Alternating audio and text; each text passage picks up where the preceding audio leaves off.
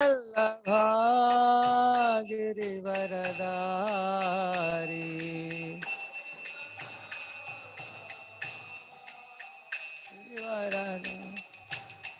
Yashodanandan Vraj जनरञ्जन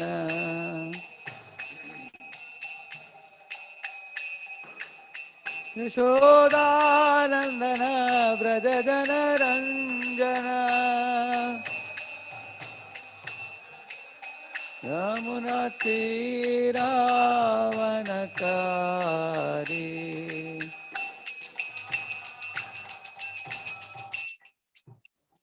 तीरावनकारी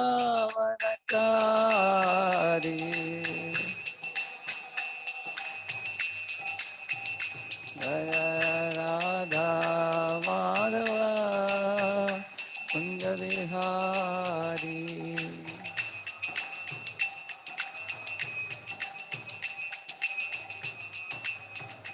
Hare Krishna Krishna Krishna Hare Hare Hare Ram Ram Ram Hare Hare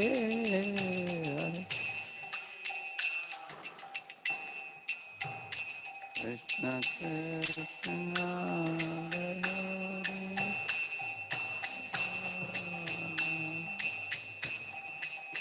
Ram Ram Hare Krishna Krishna Krishna Hare Hare Hare Ram Ram Ram Hare Hare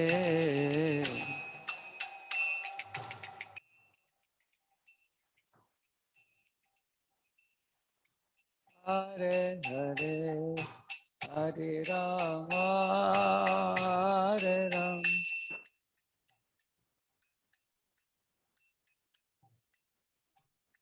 Hare Krishna Krishna Krishna Hare Hare Hare Ram Ram Ram Hare Hare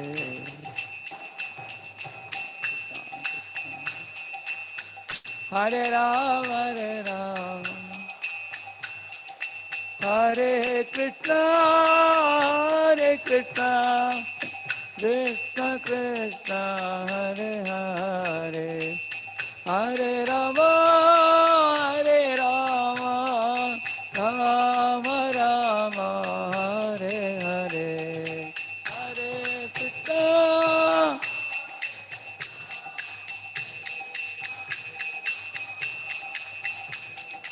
Hare Ram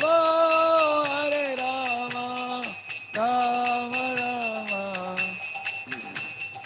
Hare Krishna Krishna Hare Hare Hare Ram Ram Hare Hare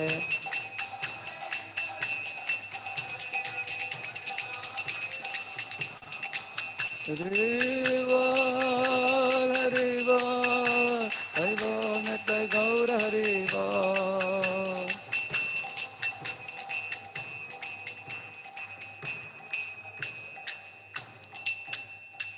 Om Ishtapada Paramahamsa Parivrajagacharya Stotara Shatashi Divine Grace Abhaya Charana Bhakti Vedanta Swami Srila Prabhupada Ki Ananta Koti Vaishnava Vrinda Ki Shri Shri Radha Govinda Dev Ki Shri Shri Gaunitai Ki All glories to assembled devotees, all glories to assembled devotees, all glories to assembled devotees.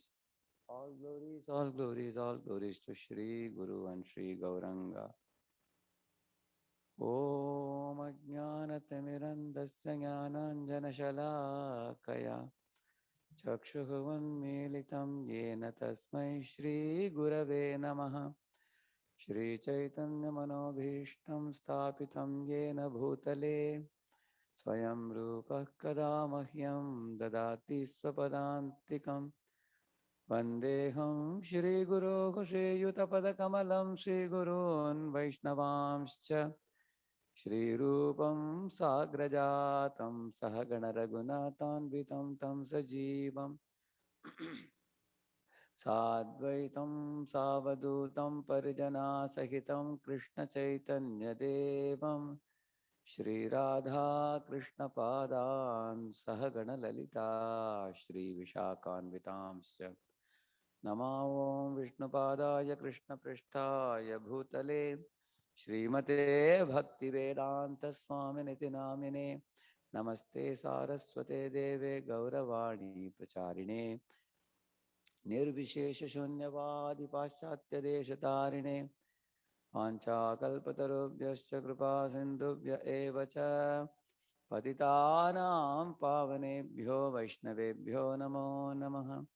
जय श्री कृष्ण चैतन्य प्रभु नित्यानंद श्री अद्वैत गदाधर श्रीवासादि गौर भक्त वृंद हरे कृष्ण कृष्ण कृष्ण हरे हरे हरे राम राम राम हरे हरे। ओम नमो भगवते वासुदेवाय। ओम नमो भगवते वासुदेवाय। ओम नमो भगवते वासुदेवाय। नारायणं नमस्कृत्य नरं चैव नरोत्तमं देवीं सरस्वतीं व्यासं ततो जयमुदीरये। नष्टप्रायेष्वभद्रेषु नित्यं भागवत सेवया भगवत्युत्तमश्लोके भक्तिर्भवति नैष्टिकी। कृष्णाय वासुदेवाय देवकी नन्दनाय च नन्दगोपकुमाराय गोविन्दाय नमो नमः। Welcome all of you for the Srimad Bhagavatam class this morning. We are reciting from the third canto, 12th chapter, text number 25. 26. हृदिकामो भुवः क्रोधो लोभश्चाद्रदच्छधात् आस्यात् वाक् सिन्धवो मेढ्रान् निर्वृत्तिः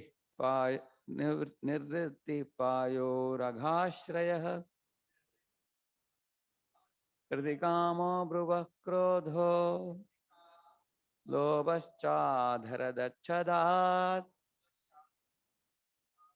अस्यात् वाक् सिन्धवो मेढ्रान्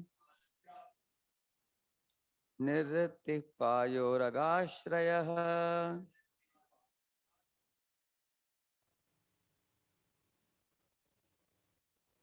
हृदिकामो भ्रुवः क्रोधो लोभश्चाधरदच्छदात् अस्यात् वाक् सिन्धवो मेधान् वृत्ति पायो।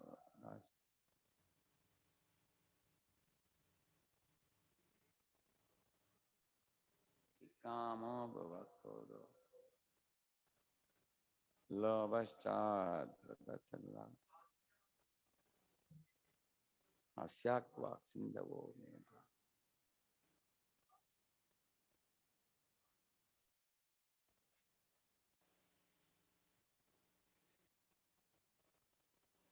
कामो भ्रुवक्रोधो लोभश्चाद्रदच्छदात्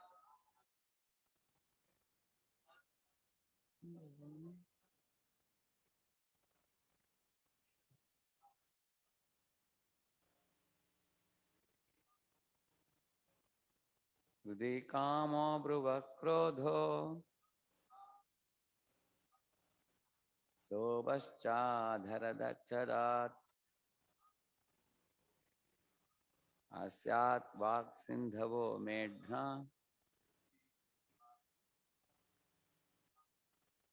Nirate Payoradashte. Vaishnavis.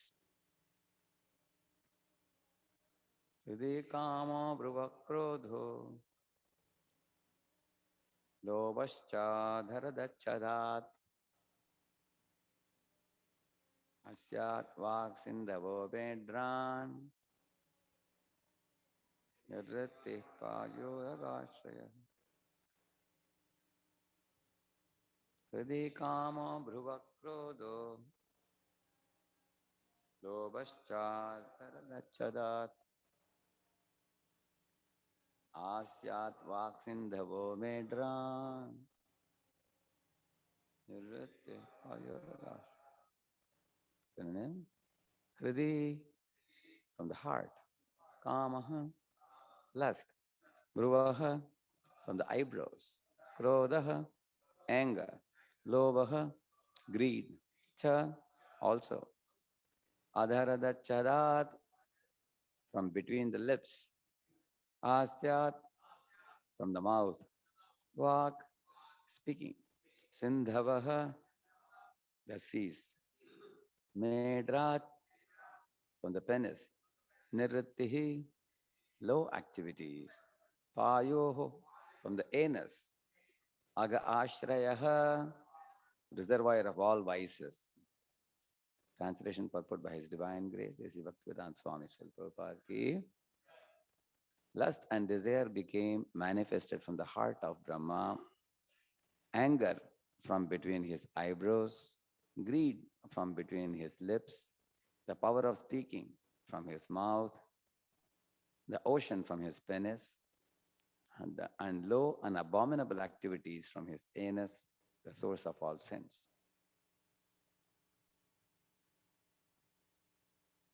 The conditioned soul is under the influence of mental speculation. However great one may be in the estimation of mundane education and learning, he cannot be free from the influence of psychic activities.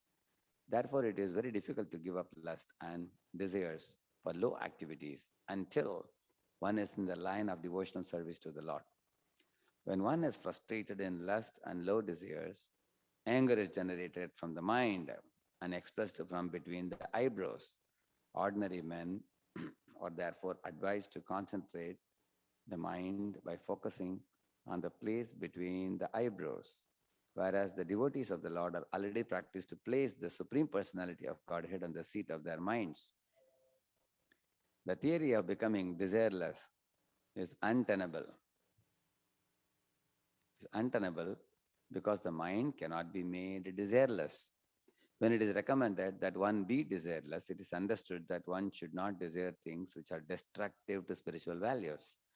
A devotee of the Lord always has the Lord in his mind, and thus he does not need to be desireless, because all his desires are in relationship with the service of the Lord.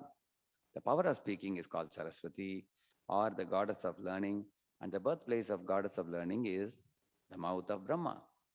Even if a man is endowed with the favor of the goddess of learning, it is quite possible for his heart to be full of lust and material desire, and his eyebrows to display symptoms of anger. One may be very learned in the mundane estimation, but that does not mean that he is free from all low activities of lust and anger.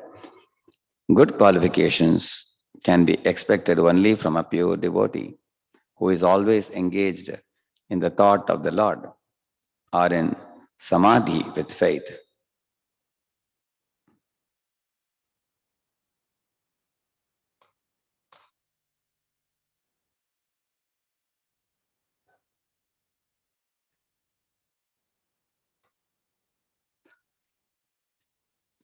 So I offer my humble obeisances at the lotus feet of many of the Maharajas here and leaders and Vaishnavas. Before I begin my speech today, I have heard about this Sri Sri Radha Govind, the Day of Deities, whom Prabhupada installed here in New York many years ago. I'm coming here for the first time.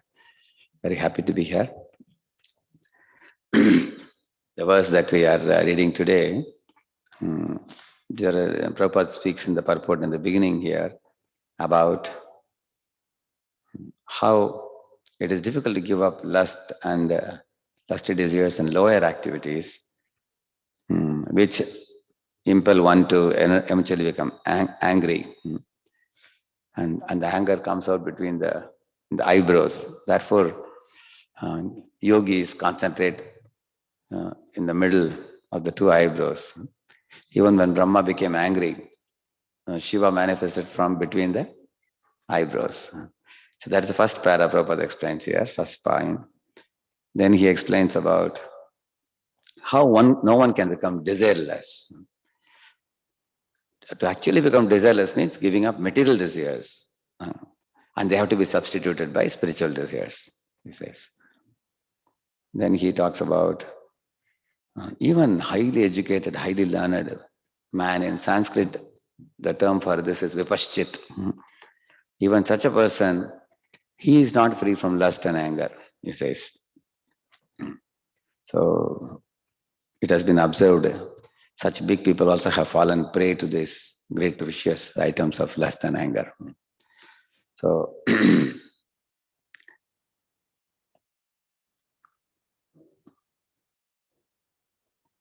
yeah, in one of the purports in Puranjan section, Prabhupada is saying, when one becomes angry, eyes become bloodshot, and he twists the eyebrows, and his nose becomes stout, and mouth starts yelling, shouting.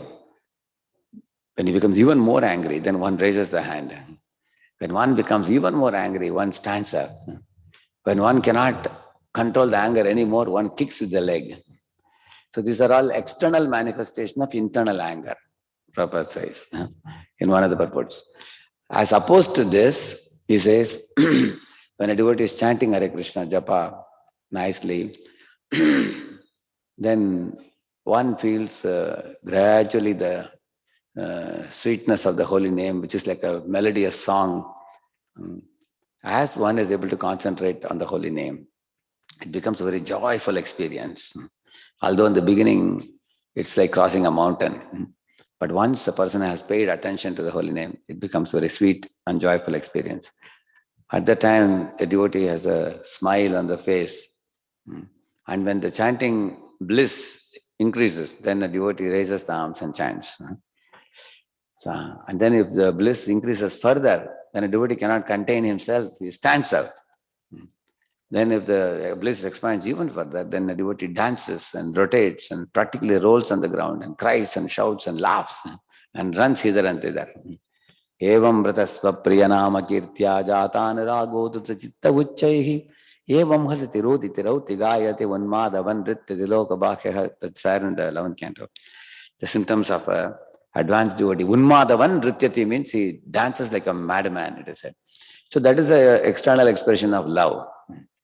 So these two examples Prabhupada gives, expression of anger, expression of love for the Lord, expression of devotion, which means the lust and love, actually lust only becomes anger when it is frustrated.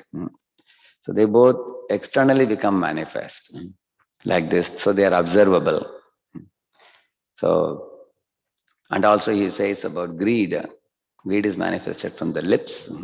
How is greed manifested from the lips? Greed leads to unhealthy comparison. As soon as we see that somebody is flourishing better than me, then one becomes insecure. Then one starts gossiping to others. Para utkarsha asahanam, that is the definition Sridhara Swami gives for matsarata. Matsarata means envy. Envy comes from unhealthy comparison. And para utkarsha means others' progress. Asahanam means not tolerate. Not able to tolerate others' progress. So one has to gossip about them with the lips. One will talk to others how to undermine that person's position, how to find some flaw in their character. So therefore, when one becomes greedy, one loses peace of mind also. So in the Prajalpa definition, Bhaktivinoda Thakur says 5 things he says, beginning with useless talk, leading to arguments, leading to debates and fault finding and blasphemy. These are the steps, he says. Useless talk, argument, debate, fault finding, and blasphemy. So these things actually, all of them come from the lips only. So they come due to unhealthy comparisons. There is one verse in the 11th canto which says that if we talk about other people's behavior and parasvabhava karmani yah prashansati nindati sahyashu brashyate swartat asati abhiniveshataha. This verse says parasvabhava and karmani, two things. Don't talk about the psychological nature of other people. Sometimes we call it as idiosyncrasies, we say. Every individual has certain manners and behaviors. So don't talk about the behavior, don't talk about their nature. Like we say, he's of angry nature, she's of a soft nature or whatever, like that. We talk about the natures of people and the behavior of people, actions of people. So their nature and action. Those who talk about it always, they will get stooped in material ocean, a material absorption. And they will miss the ticket back to Godhead. They will not go, he says. Sahyashu brashyate swartat asatya abhiniveshata, because their minds will become absorbed in the temporary things of this world. So in that purport, Prabhupada quotes Bhaktivedanta Saraswati Thakur. Bhaktivedanta Thakur says, compare material world to spiritual world, conditioned souls to liberated souls. Like that he says, don't compare one conditioned soul to another conditioned soul. You don't compare C class jail to B class jail or A class jail, because jail is jail, he says. Don't talk about he's a rich man, he's a poor man, he's so educated, he is so, illiterate, so is black, so and so is white. Don't talk about two conditioned souls. Talk about conditioned souls and liberated souls. Because when we talk about conditioned souls and liberated souls, then we are also likely to aspire for liberation and go back to Godhead. Rather than talk about two conditioned souls, he says. So in this way, greed can be eliminated by talking about liberated platform. That is the proper platform. Yeah. And then he is also talking about how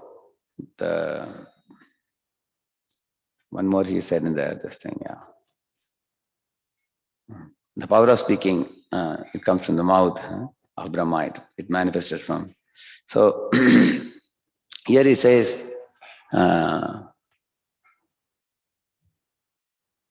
however great one may be in the estimation of mundane education and learning, he cannot be freed from the influence of psychic activities. And psychic activities means this anger, greed, desire, lust, all these things are psychic activities, Prabhupada says. So you can see Brahma is actually the first created living entity, manifesting from the lotus, from the navel of Lord. But still you will find Brahma, as soon as the four Kumaras refused to marry, next moment Brahma became infuriated with anger. Why? Because if somebody refuses to accept our opinion or accept our order, the next thing that springs up is anger. How does anger come? Anger comes due to many reasons. I can tell you prominently 5 reasons I can tell you. Easy to remember this. You can remember the CEOIF. CEOIF means if I am CEO. You can remember like that. When we try to control somebody and they are not coming in my control. Like Hiranyakashipu tried to control who? Prahlad. He couldn't control, became angry. And E means expectation. When the expectations are not fulfilled, then we become angry also. There are many examples in the Bhagavatam also, like Durvasa Muni.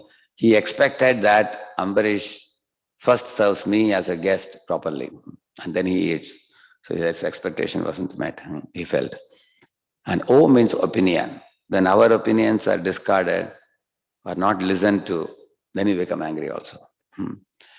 Then if somebody insults us, then we become very angry.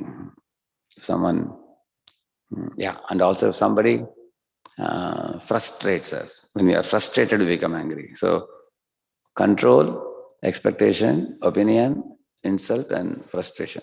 So these are examples of things which causes anger, anger to spring. So we can at least anticipate anger to come in these occasions. So if we in advance we expect, anticipate anger may come, then we can also be careful about it. So the solution will come in the subsequent section of the purport. We will come to that.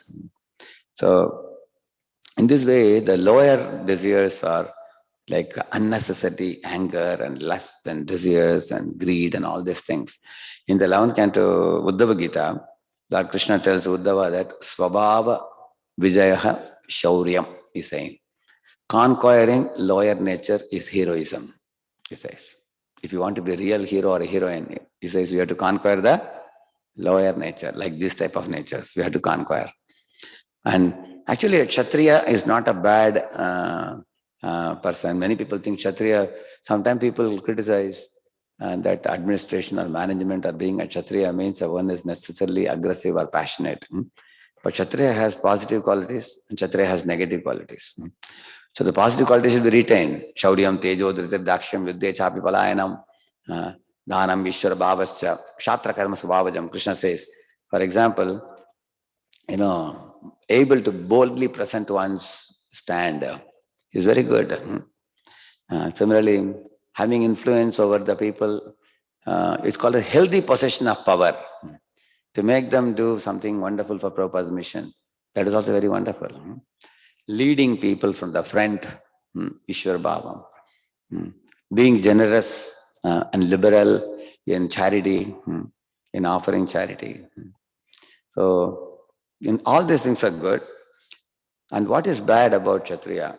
If he misuses the wealth that he possesses, Vidyam Vivadaya Dhanam Madaya Shakti Paresham Paripidanaya. This is for Kshatriya. Shakti Paresham Paripidanaya means using one's power to exploit others. That should be given up. That is bad side of a Kshatriya, aggressive side. That should be given up.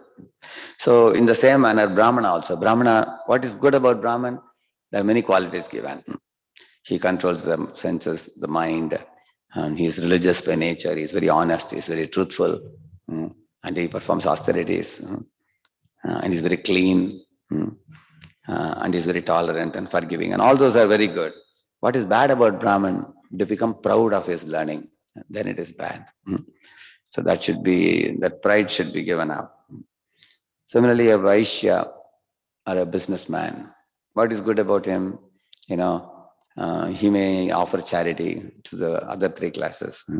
He may give charity to Brahmins and tax to Kshatriyas and food, clothing, shelter for the Shudras, everybody. But Kshatriya can sometimes Dhanam Madaya, it is said. He may become proud of his wealth and criticize Brahmins and other people. So in this way, in this world, there is always good side, bad side. Even these qualities like lust, anger, greed. Narottam Thakur in one of the songs he says, Kama Krishna Karmarpane, Krodha Bhakta Dveshi Jane, Lobha Sadhu Sange Harikata, Moha Ishta Labha Vine, Mada Krishna Guna Gane, Niyukta Karibe Yata Yata. See what he says. Lust should be engaged, he says, Kama Krishna Karmarpane, to vigorously do Krishna activities. Like going out for book distribution, going out on Harinam Sankirtan, cooking a big vessel of bhoga for the Lord, cutting sabjis, working hard and drain our energy in the body by service. Sometimes you find a devotee sweating profusely because of hard work, which is very good. Kama Krishna Karmarpane, he says. And then he says, Krodha Bhakta Dveshi Jane, he says, one should criticize the atheism. One should show anger in driving out atheism and presenting the correct philosophy of Krishna consciousness. That is Krodha. And then Lobha, he says, greed should be utilized for Sadhu Sange Harikata, he's saying. Associating with saintly persons, one should be greedy. As soon as there is an opportunity, one should run for association. And so Sadhu Sangha, Harikata means to hear Krishna Katha. So that is the right utilization of greed, he says. And then he is saying, Moha Ishtalabha Vinay. In this world, people are illusioned by Dhanam, Janam, Sundarim, and they run in this world behind them. Whereas a devotee is Ishtalabha Vinay. For him, Ishtalabha is the Yugala Seva, or service to the divine couple. So one should actually constantly be dreaming about it. When will the time come that I will be Kabe Habe Bolo Sedina Amar? One time one can keep on dreaming about it. This is a good dream, most wanted dream. So, and Mother Krishna Guna Gane, he says. One can become mad where? In dancing in the Guru Puja. Like that. Humble Princess Maharaj. So, in this way, one can niyukta karibe yata yata. He says that these lower qualities can also be positively engaged in Krishna's service. And that leads us to the second part of the purport. Here he says that actually impersonalists try to become desireless, and that is just not possible. It's like creating a vacuum in a bulb. We have done in our laboratories, when you create, when you try to remove the traces of oxygen, as you keep on removing, the last traces of oxygen is very difficult to remove. If any of you have done this experiment in your lab, in chemistry lab, we do that. If you try to remove that last trace of oxygen, then the glass explodes with a big clang, like that big sound. It's very difficult to remove. But all the oxygen is easy to remove when you replace it with some inert gas, like xenon, krypton, argon. Like that you put it inside and that it drives it out. It goes inside and pushes that out. Like that. So in the Bhagavatam also it says, Vikriditam brajabadu viridam cha vishnoho shraddhanvita anushuniyat atavarnayetya bhaktim param bhagavati pratilabhyakamam hridrogamashu apahinoti achirena dhiraha. If somebody hears the playful pastimes of Krishna with the gopis of Vrindavan, especially the word Vishnu is used. Vikriditam brajabadu viridam cha Vishnu. Because don't think of Krishna to be an ordinary boy. He is actually Vishnu Tattva. That's the point made here. Shraddhan Vita, we should hear it with great faith, transcendental faith. Anshunuyat atavarnayet. One should hear with great faith, speak with great faith. Then what is the result of that if we do Bhaktim Param Bhagavati, saying devotional service to the Supreme Personality of Godhead will awaken in the heart of the devotee. That means devotee will awaken love for Krishna. Bhaktim Param Bhagavati Pratilabhya Kama means what? Having obtained that bhakti, the lust is driven out, he says. That means initially there is lust in the heart, then bhakti enters in, then bhakti and lust both are there, then bhakti kicks out lust. Like that. Which means therefore some of us have experienced, sometimes one very noblest thought arose in your mind, some feelings for the Lord, feelings for the spiritual master, some devotional feelings arose. The next moment, a dirty desire can arise in the mind. And you'll be shocked. How is it possible? I was thinking I am very pure now. Suddenly I find some lusty desire manifesting in the heart. That is because bhakti enters even before lust is driven out. That's what this verse says. Bhaktim param bhagavati pratilabhya kamam. He said, pratilabhya means having obtained bhakti, then the lust is kicked out. So in the stage of anarthana vritti and nishtha, the mind may run to sense gratification. But after one goes to ruchi and asakti stage, there is no question of mind going to sense gratification. It cannot, it only runs to Krishna very spontaneously like that. So therefore, this is the method, proven method for driving out the lust and other things. Okay, if somebody says, how can you say the method? What about jnanis? They are also meditating. What about yogis? They are doing pranayama. So now I will share some things with you, how the other paths like jnana yoga are infested with varieties of problems. One verse in the Bhagavatam says, Yunjananam abhaktanam pranayamadivir manaha akshina vasanam rajan drishyate punaruthitam. It's a very simple Sanskrit. See what he says. Yunjananam abhaktanam. The yogis and jnanis are called as abhaktas. Why they are called abhaktas? Because the yogis want to get 8 mystic perfections and want to show off. And the jnanis want to relax in the impersonal light. And both of them are not interested in service of the Lord. Both the reference point for both of them is themselves only. I want to relax in impersonal light, or I want 8 siddhis and show off. And karmis also say, I want to enjoy the world in the here. So all of them reference point is I only. Whereas bhakta means he's asking, who is Krishna's mother? Who is Krishna's father? Who is Krishna's friend? Who is Krishna's sweetheart? Who are the animals very dear to Krishna? Which is Krishna's abode? So in this way, a devotee is always asking questions about Krishna. So the reference point for a devotee is not oneself. The reference point for a devotee is Krishna. So because a devotee is meditating on Krishna and Krishna related things, he goes back to Godhead. Because these people are thinking about themselves, they come back here. So therefore this verse says, Yunjananam abhaktanam pranayam adivir manaha. Pranayam adivir. Pranayam, if you do, mind becomes calm. That means the dust is settled. The dust is not removed. That's the difference between the two. For example, if you have a glass, all the dust is settled at the bottom. I take a spoon and stir it. Again, it's going to come up. That's pranayam is like that. Pranayam calms the mind, but doesn't uproot the impurities. Whereas Hare Krishna chanting uproots the impurities completely. That's the main difference. Maybe we can do pranayam and asanas for temporary, results. Maybe for temporary period of time to calm the mind, we may do. People do this pranayam with this thing, anulam vilam pranayam. And then he says, what is the proof? Akshina means not destroyed. Vasanam. Vasanas means the propensities. Akshina vasanam rajan drishyate punaruttitam. It is seen that these vasanas again arise in the mind of the jnanis and yogis. Like Vishwamitra, for example, subdued his senses. He became a Rajarishi. Then he became a Maharishi. And as a Maharishi, he was sitting and performing meditation. And when Menaka came again, the old vasanas arose again. So Prabhupada quotes that example. So the yogis and jnanis, therefore they cannot control this lust and desire and anger and greed, and these things don't go. Like you see Vishwamitra, although he was very exalted in terms of his penances, he always was comparing himself with one another personality called our Vasishta. He was always comparing. You will see that.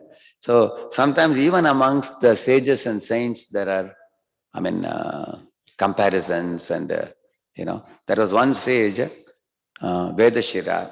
He had a hermitage near a river.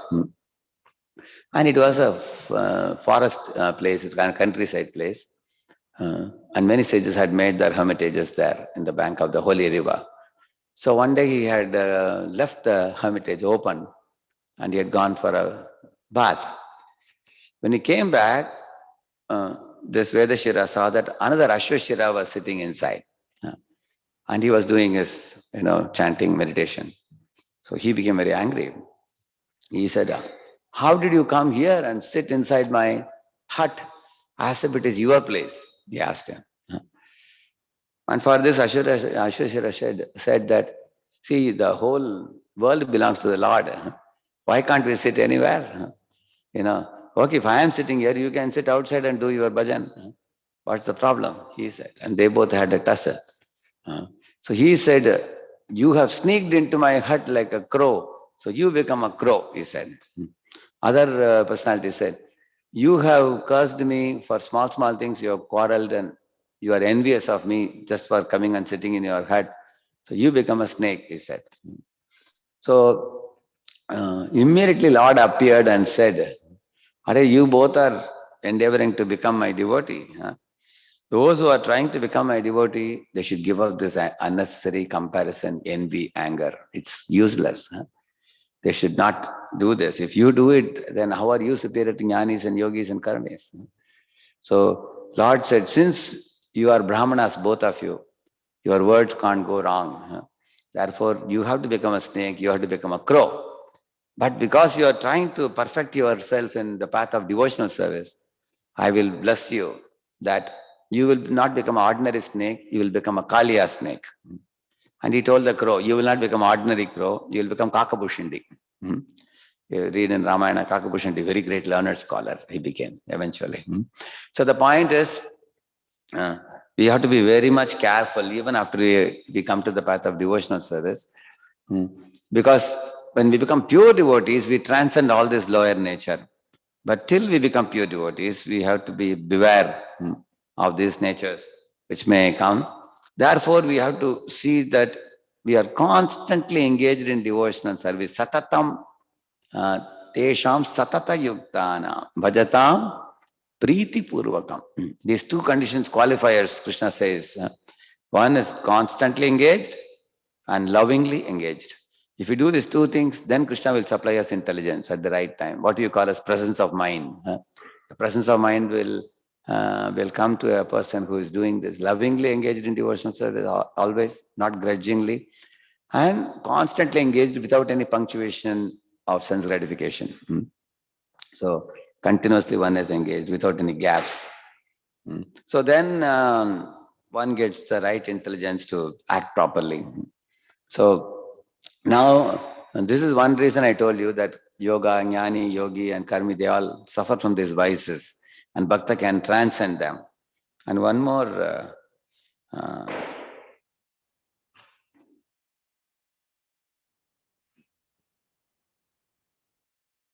commentary I'll show you, Sridhara Swami's commentary. As you see here, Arjuna is telling Krishna that Krishna, the chanchalamiki mana Krishna, pramati balabhadrinam. Oh, the mind is very difficult to control, Krishna. Now, Krishna may say that, don't worry, Arjun, it's possible to control the mind, subdue the mind by a discriminating intelligence. Discriminating intelligence means Viveka Buddhi. By using Viveka Buddhi, you can control the mind. We all know that, right? Intelligence, mind, senses. If you subdue the mind with intelligence, then the mind can control the senses. But Arjuna is saying no. Why? The mind is a harasser. Pramati, he is saying. Pramati pramatana shilam dehendriya shobhakam ityartaha. This is the Sridhar Swami's commentary. He says that, my dear Krishna, the mind is capable of agitating the whole body and senses even against the guidance of the discriminating intelligence, he says. It even harasses the discriminating intelligence itself, he says. That means, even if one has a discriminating intelligence, which is called vipaschit, you know this famous verse? In those days, I was in Bombay, studying in IIT Bombay. His Holiness Bhakti Rasamrita Maharaj once was coming from IIT Bombay to Grant Road, Chowpatty Temple. So I also came in his car in the night. So when we reached the temple, just in front of the temple, there was a big pandal made.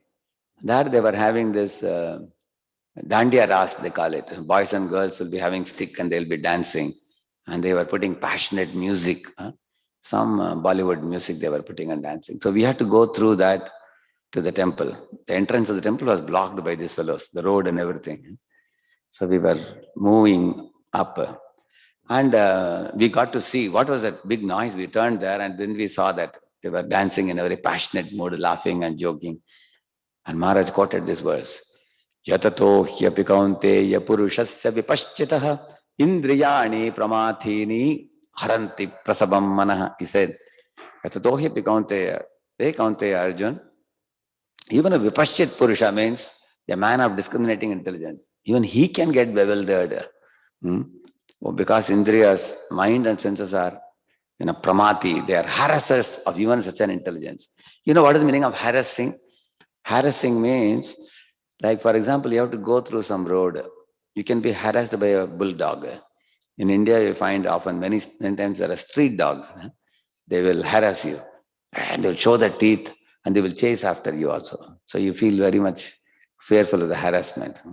One couple used to come to our temple for the Mangalarti. One day I appreciated them that you are coming for Mangalarti every day, husband and wife. So husband said, oh, I feel so delighted to come here in the morning with devotees dancing and singing and chanting with devotees. I'm very happy. But the wife said, although my husband is happy, I am not happy, she said. I asked why. She said, I sit behind and we are harassed by a dog.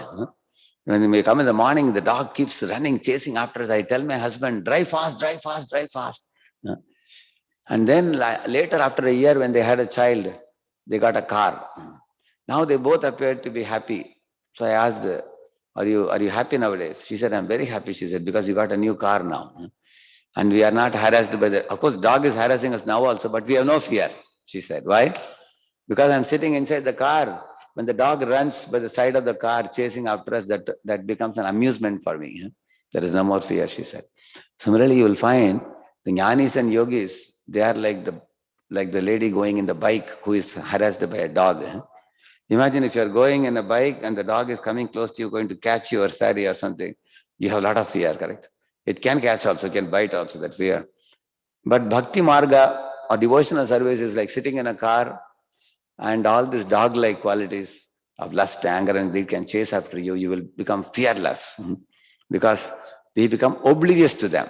You know, the meaning of the word oblivious means you become absorbed in devotion to Krishna. And those things can be all around you and still one will not be affected. Therefore, Prabhupada taught the devotees how not to isolate from society, but insulate ourselves from society. So what is the difference between isolation and insulation? Isolation means go to Himalayas, live in a lonely place, so there will be no Maya there. Insulate means live in the heart of the city, Manhattan, in the middle of Maya, and insulate yourself by bhakti bhavana, by bhakti yoga. And that is like the car I told you. Inside the car, you are completely safe. Dog can't do anything to you. Dog can't bite you. These lower qualities cannot bite. So therefore, Arjuna is saying that this mind even harasses intelligence. See, mind is compared to your wife and intelligence to your husband. So husband is driving the car and the wife is sitting next to him. And in case the wife is showing him, hey, look at the shop, such beautiful clothes, isn't it? Should I buy one sari or something like that? She shows, and the husband looks there. So now husband has control of the steering, but he can be distracted by the mind. He can be distracted. That's what he's saying. Mind can harass, he says. So because it is strong, balavat, he's saying, like a strong disease that gives no regard to the medicine, he says. Sometimes we all have experience. You take certain medicine, still the disease doesn't get cured very easily. Here comes a very, very important part of the commentary. Last line below. Shri Swami says, Balavat vicharenapi jetum ashakyam, he's saying. Balavat, the meaning of Balavat means what? Even if you are a very good contemplator, you can reflect, you can contemplate, you can analyze, you can compare, you can contrast. These are all jnani's abilities. You can do all these things. But jetum ashakyam, conquering is impossible, he's saying. Jetum means vijay. Mind cannot be conquered by jnani's ability to do vimarshanam. Vimarshanam also means philosophical analysis. Now, what is the philosophical analysis?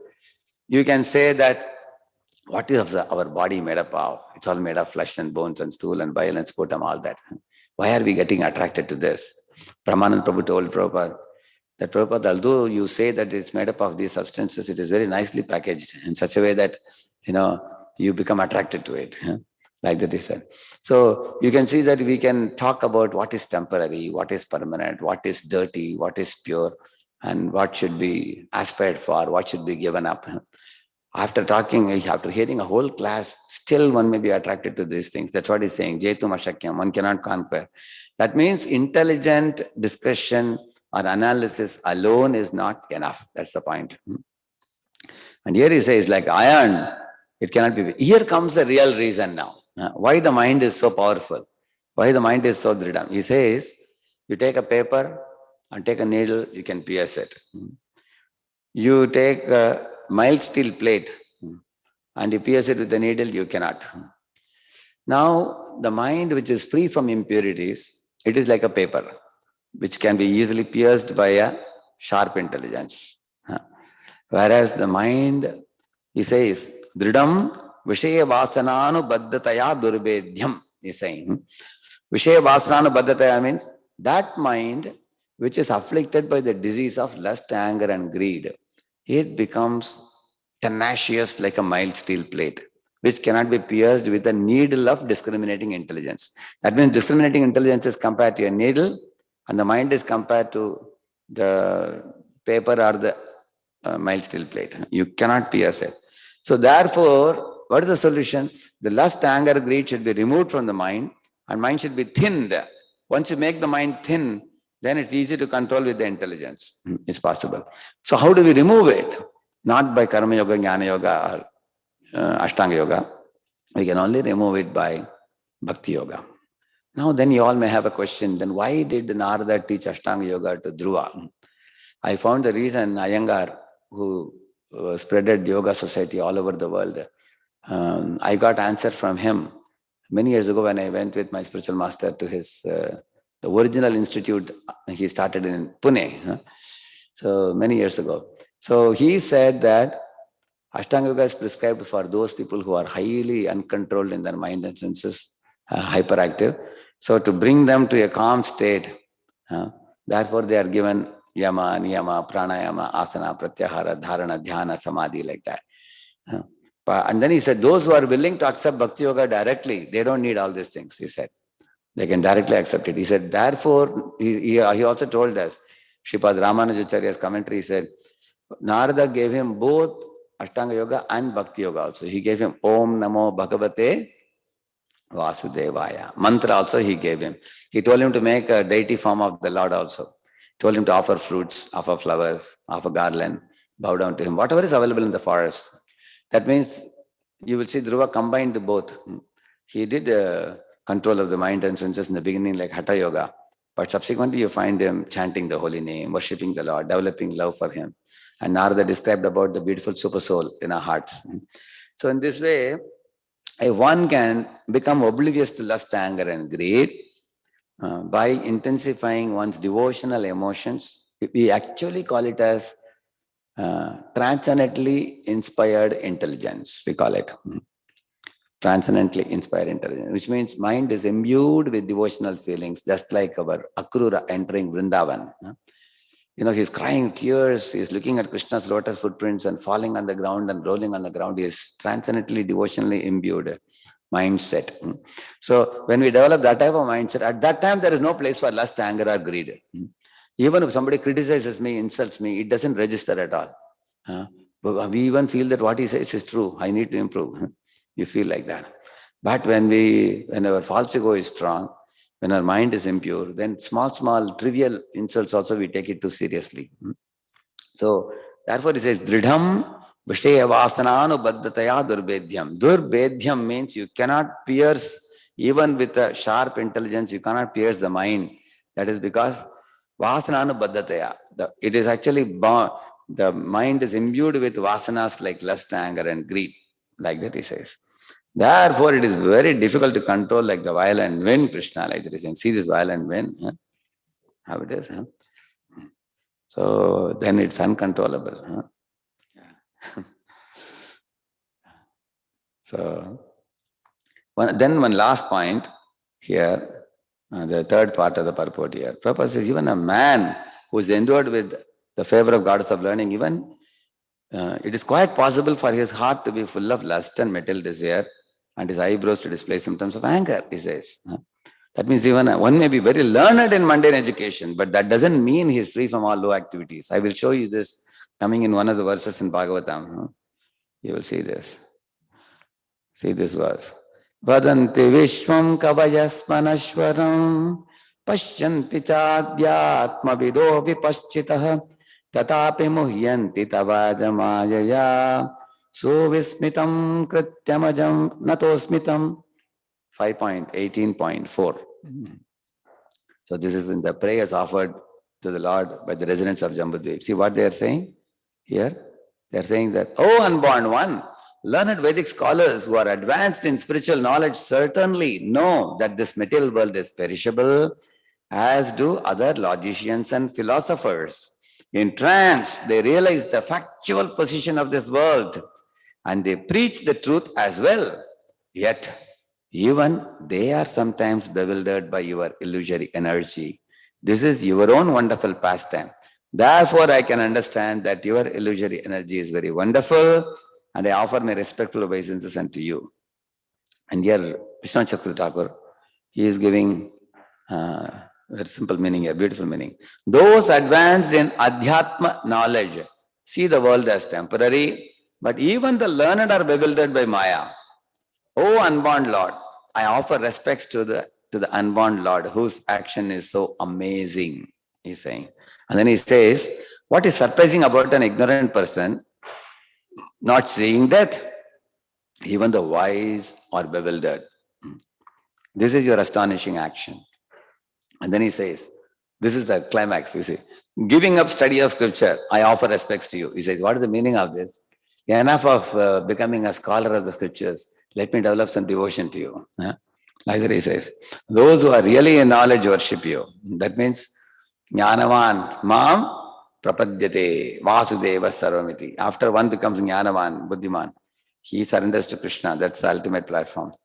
Not just Shankaracharya, when he was going, he saw an old man, 80 plus years old. He was reading some Panini grammar. So he laughed at him and he told him, Bhaja Govindam, Bhaja Govindam, Govindam Bhaja Mudhamate. Hey, chant the name of Govinda. Oh fool, is saying, Samprapte samnihite kale nahi nahi rakshati tukring karane. He's saying, your study of grammatical sandhi vichhed and all these things is not going to help you at the time of death. Because any time Yamadutas will come, chant the names of Govinda and save yourself. Like that he says.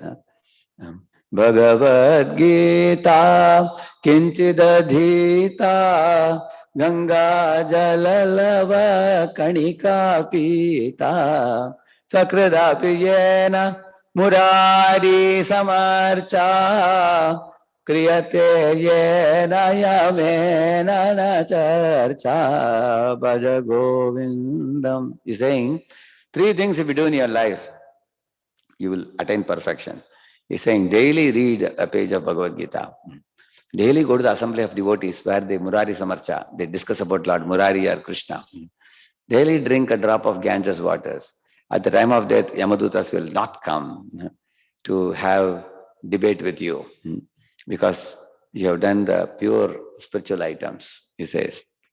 So, in concluding of the Bhaja Govindam, coming in Vivek Chodamani, he says, Guru Charanam Bhuja Nirbhara Bhaktaha Samsarad Chirad Bhava Muktaha Sendriya Manasa Niyamadevam Drakshasi Nija Hridayastam Devam. He's saying, Guru Charanambuja means firmly take shelter of spiritual master, he's saying. Same thing Jadabharat also told our Rahugana. Harer Guru Padastanastav, like that he says. There is a sharp sword of shelter to Guru and Lord Hari. With that sword, you can cut Maya to pieces, like that he said. Same thing here, he also says that. Guru Charanam Bhuja Nirbhara Bhakta. Nirbhara Bhakta means wholehearted disciple, wholehearted surrender he shows. Samsarat Achirat Bhava Mukta. Very easily you will rise above this lower nature. And Sa Indriya Manasa Niyama Devam. Engage your mind and senses fully in worshipping the Deva, the Supreme Lord. Drakshasi, very soon you will see him eye to eye, he says. Nija Hridayastam Devam. In your own heart, you will see the Lord without any doubt. So like that he says, so that's a conclusion. So here also the same point, even advanced people suffer. So I just highlight the purport. Prabhupada says same thing. Janase moham aham ameti, this kind of illusory consciousness. But even liberated souls are not free. Even they are suffering from this. Even they are captivated, Prabhupada says in the purport. Therefore, mameviye prapadyante maya metam tarantite. He says in the purport in the middle. And then he says here, everyone should very cautiously execute devotional service by rigidly following regulative principles. Thus, he will remain fixed at the lotus feet of the Lord. Otherwise, a little inattention will create havoc. We have already seen an example of this in case of Bharat Maharaj. And the Lord is always prepared to excuse his devotee. But if a devotee, there's a last pair of this purport. But if a devotee takes advantage of the Lord's leniency and purposefully commits mistakes again and again, the Lord will certainly punish him by letting him fall down into the clutches of the illusory energy. In other words, theoretical knowledge acquired by studying the Vedas is insufficient to protect one from the clutches of Maya. One must strongly adhere to the lotus feet of the Lord in devotional service. Then one's position is secure. This is the essence of what was said in the, this paragraph. Even a man is endowed with the favor of goddess of learning. It's quite possible his heart is full of lust and material desires. That's what is explained in the other para. Thank you very much. Srila Prabhupada ki. Thank you. Maharaj, would like to add any comments, Maharaj? Give the mic to Maharaj. Give the mic.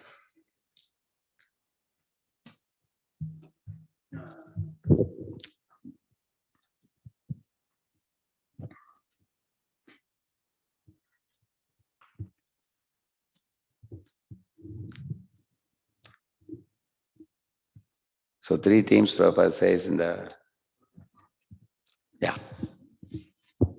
Thank you very much, Prabhu. Hare Krishna. Wanted to ask, so when we see something like that to happens with personality like Brahma, how we should think about it? Is this arrangement of the Lord, or it's very isolated occasion? What shall we think about it? When it happens to great personalities, like for example, Prabhupada says, Arjuna is a soft-hearted devotee, so he felt compassion for the people on the other side, he says, in one of the purports. Another purport, Prabhupada says, Arjuna had material attachment for his relatives, so he could not dissolve bodily attachment, he says. So in the purport, if you see, Prabhupada will say that the bodily attachment point, when it is condemnation is done, that is for us. And when he talks about the soft-hearted devotee of the Lord, that is for Arjuna. So we should always put exalted devotees on a very high pedestal and know that Lord is using them. And like we have seen an autopiloted plane. Similarly, Lord is actually using them as an example to teach us something. Like Bharat Maharaj, he was in the preliminary stage of bhava. So how can he fall down? But Lord used his example to teach us, to warn us. So we should know that the conditionings are only with us, not with great souls. Great souls are free from conditionings, but Lord is using them like a drama type of thing. Like that we can think. Is it all right? Thank you, thank you. Like for example, Brahma became angry when Kumaras refused to procreate.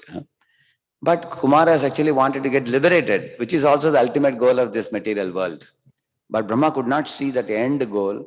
He could only see the immediate problem in hand.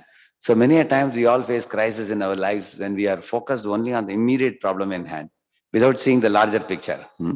So therefore, we learn a lesson from Brahma's teaching that, when we deal with other devotees, if a devotee refuses to do the service that I am telling him to do, we can think, what else is he willing to do, which will also ultimately, lead to the result. One can see like that. Yeah. Yes, Prabhu? Hare Krishna. Hare Krishna. We're very happy to have you here. A very great treat. I was thinking about this point, Prabhu, you were mentioning about not meditating on or not thinking about the qualities of others. But I was thinking how when we are engaged in preaching activities, sometimes according to the person, their qualities or the way they are, we try to adjust our presentation.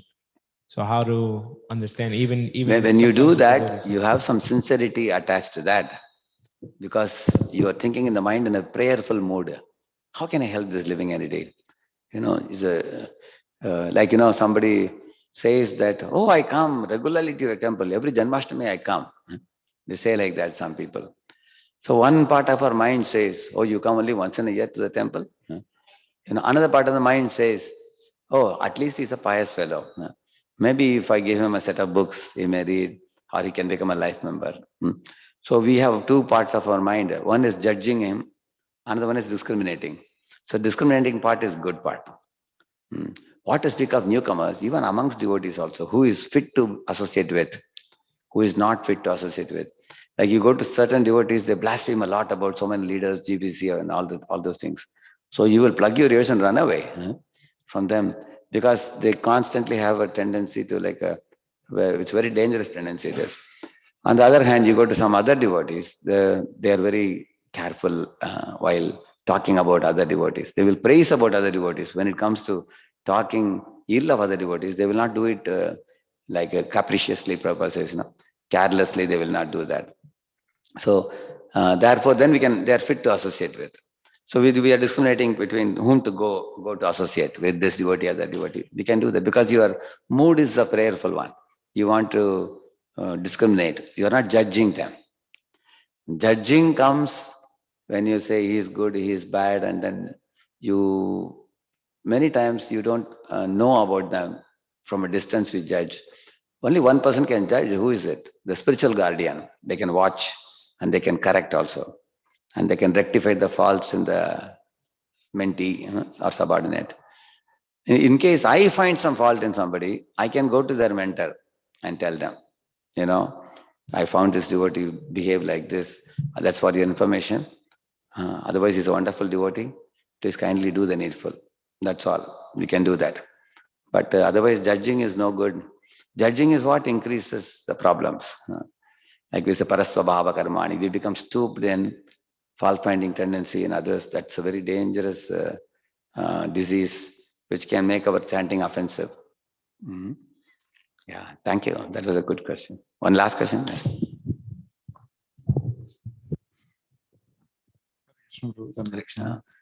My question is an extension of the previous one.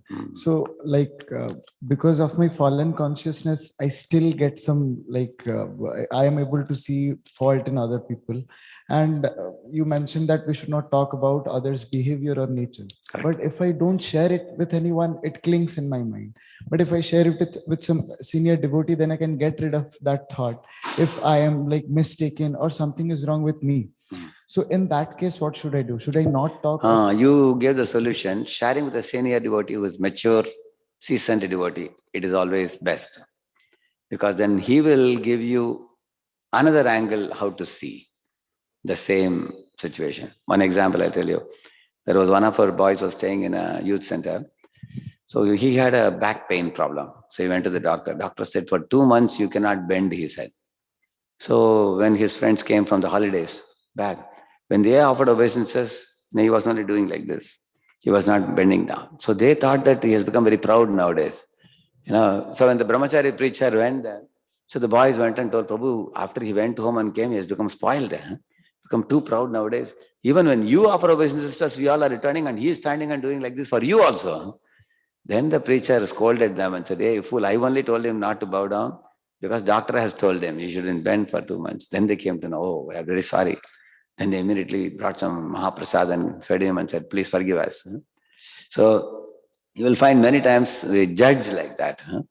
So it's good that they approached a senior devotee who clarified it. Then that, that stigma went away in the mind. It becomes clear, yeah. But if you go and talk to other fellows, equal friends or other juniors, it's very dangerous. His Grace Ravindra Sura Prabhu wrote one beautiful article. He said, we all tend to talk, we don't talk to each other, we talk about each other. He said, and that is how the problems increase more and more. So either talk to the person or talk to a senior. Both are safe. Thank you. Shri Prabhupada ki, and Srimad Bhagavatam ki.